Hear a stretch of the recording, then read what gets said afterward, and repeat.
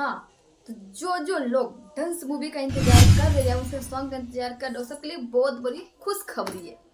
तो वीडियो के लास्ट तक बने रहेगा, खुशखबरी आपको जरूर देंगे, ठीक है।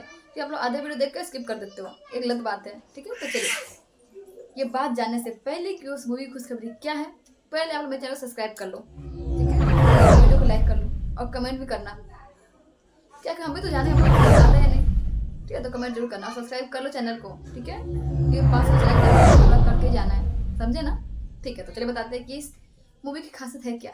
तो देखिए, हाल ही में एक न्यूज़ उड़ते उड़ते आया है, जिससे पता चला है कि खेसारी लाल का जो डांस मूवी है उसका सॉन्ग इस हफ्ते के अंदर में आने वाला है, ठीक है।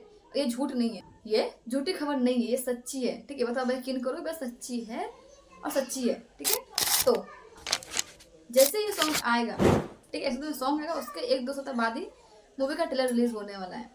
तो इसलिए आप लोग इंतजार रखो, क्योंकि इस खेसारी लाल हमारे धमाका मचाने वाले हैं यार। ये सॉन्ग देख चली जाएगा और ये सॉन्ग देख पता चली जाएगा कि इस मूवी का खासियत है क्या, क्योंकि हमें तो लगता है ये सॉन्ग बहुत ही मस्त होने वाला है यार।